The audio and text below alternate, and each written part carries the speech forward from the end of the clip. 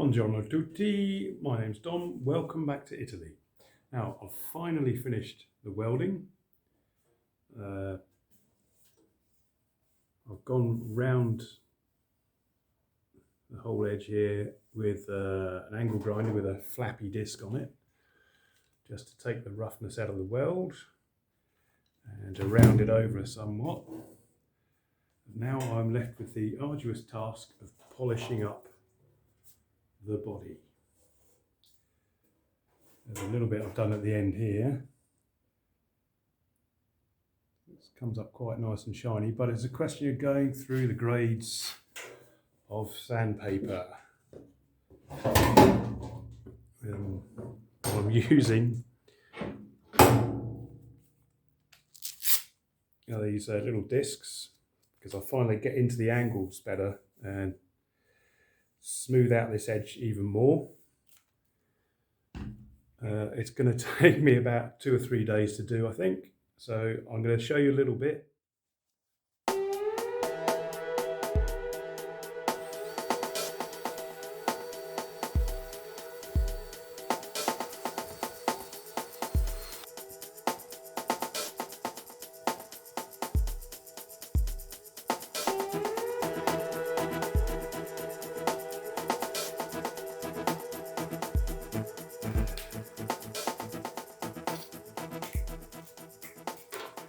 It's no fun wearing that when it's over 30 degrees outside. So just a quick, fairly minimal polish just for demonstration, but it's coming up quite nicely already. It's going to take me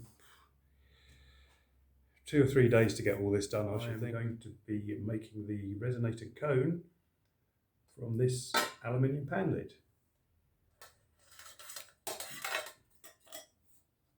I've already scribed a hole I need to make initially there.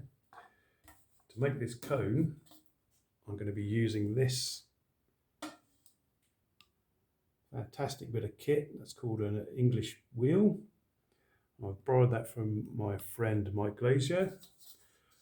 So a big thanks to Mike for letting me borrow that, and also a big thanks to Mike for giving me some invaluable welding tips, without which I probably couldn't have carried on with this build. So thank you very much, Mike, for that. First things first, I need to cut a hole in the centre of this that the biscuit bridge is going to sit on. Confession time, I'm afraid I've already made the biscuit bridge. I forgot to hit record when I was doing it. It's the same wood I've used for the neck of the guitar, so it's just a simple disc, and then the saddle I've cut using a fret saw and a very thin chisel, and also a lovely little Japanese saddle file, so that basically tidies up the inside nicely there. And I've also made the saddle itself out of the same oak that I've used to build the fretboard from. So extremely hard, extremely hold, so it should do a good job. And the whole lot will go through the centre of the cone like that, and it's held in place by basically a big washer that I've also made. So let's crack on and cut this hole.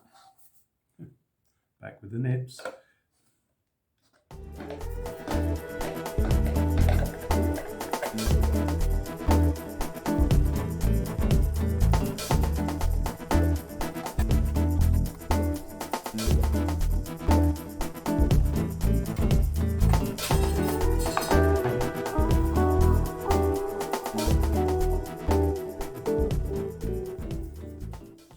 So we can get this in here.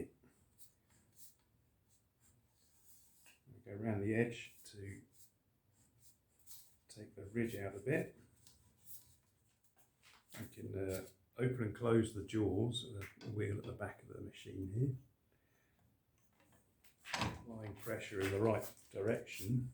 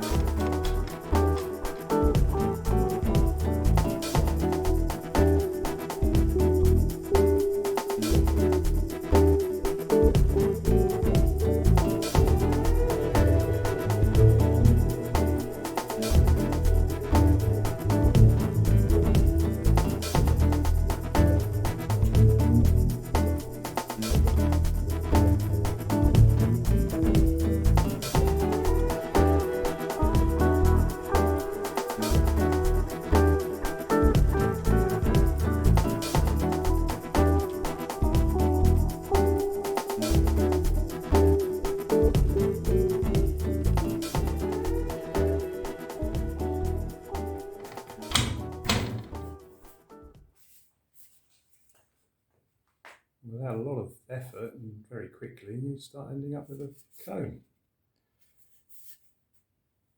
So I'll run it through a few more times, get a bit more of a dome on it, get it a bit more even.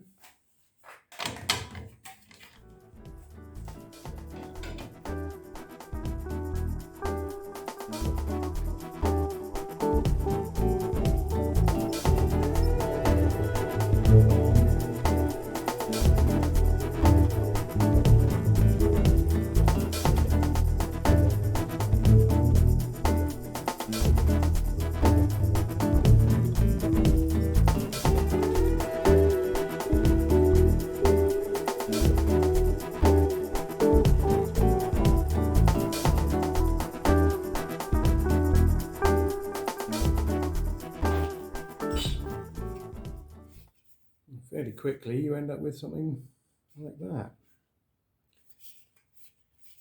You need to run it through a few more times just to get it nice and tidied up.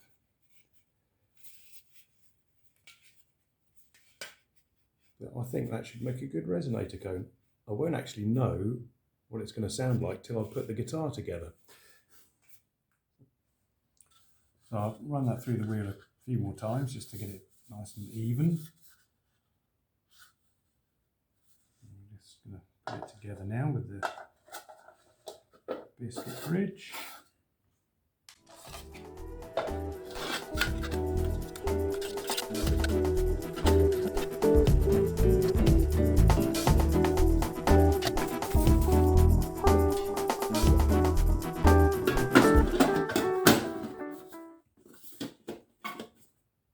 Slots in there. It's pretty much the same principle for the cone cover. I've taken one of these steel trays, cut the rim off it, run it through the wheel again, a very shallow dome on it because I'm trying to keep the action on the guitar quite low. And then I've, as you've seen before with the fans on the body, just cut out these slots. So there's a little string guard to go over the top there.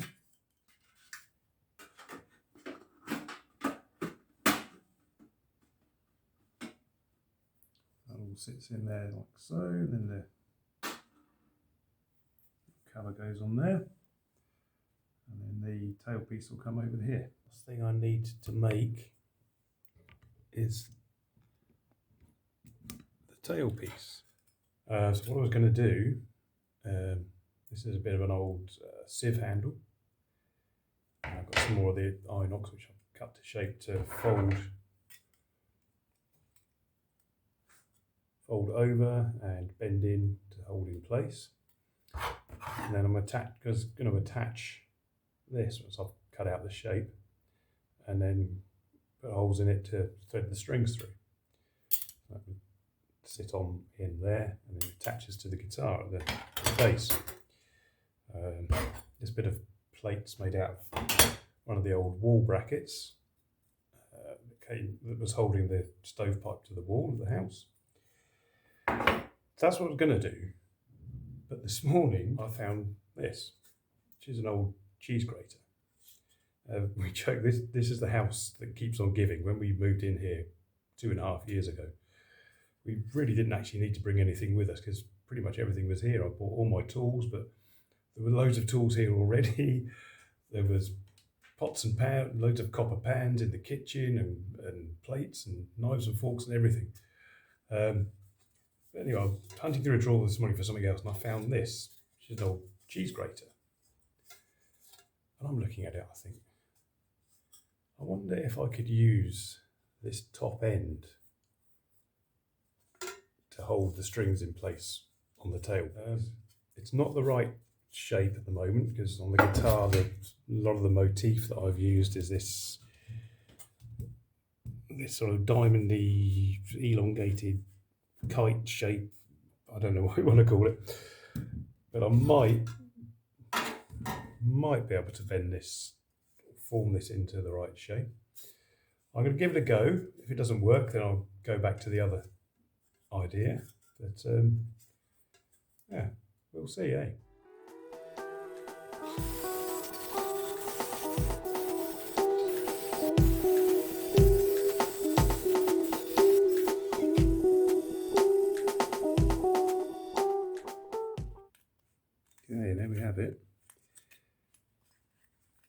sure if I'm going to be able to bend this into shape or not.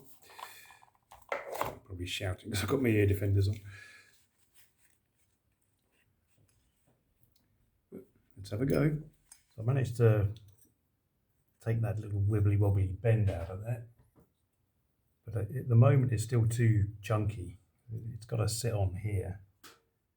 At the moment that's just going to bring the strings too high as that sits in there. So what I might be able to do is cut this either side and bend this bottom section over and then reshape this into that sort of kite diamond motif, and then somehow attach it to this. It's about, at the moment it's about 20 mil too wide, but that does give me some spare metal to play with. Let's have a play, let's see. So I'm thinking if I cut this sort of here and here, I'll be able to fold that section through, that reduce the height of the whole piece. Give me some spare either side to play with, thinking about wrapping around the wire section. I might take the dome out of this and flatten it a bit, and then it's sort of fold it back here, so it reduces the size again, so it won't be so thick and chunky. And then it's, drill the holes with the strings and then slots to the front,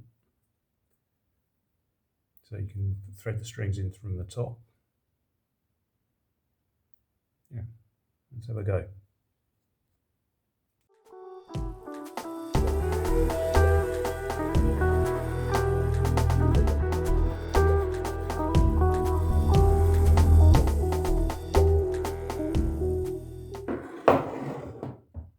First cut.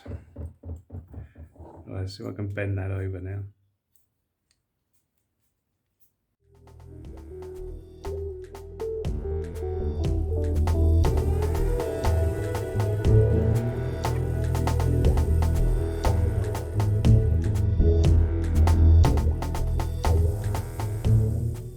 Okay, not too bad. I can whip these parts off here, the front, shape this to form that triangle, diamond, kite, whatever motif. Let's reduce the height of that a lot, so it'll sit nicer on the guitar. And give me a couple of tails each end to work around the wire part.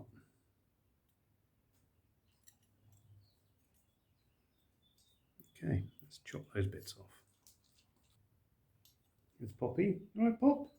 Good girl. She's a good girl. Come to help. Good girl.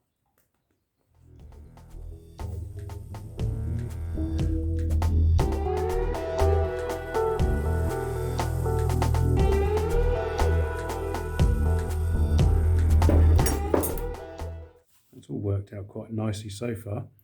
Just going to see if I can file this down a nice point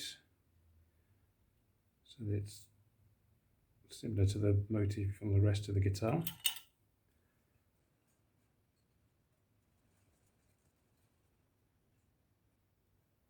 See if I can file that rather than trying to cut it.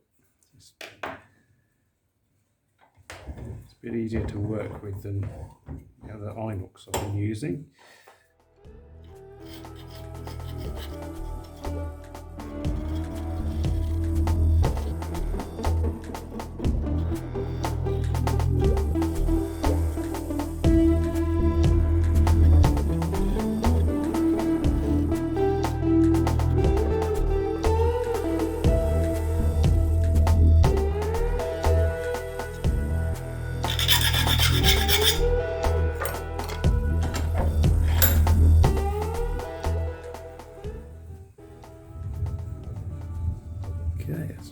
too bad.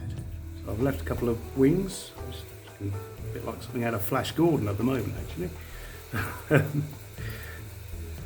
So I should be able to curl these around a wire. Need to cut this down, I don't need these bits of end in there. Curl those around there. Try and figure out how to fix it all in place then. I'll have a think about that. So I'm thinking I should be able to curl this round, right round the wire section.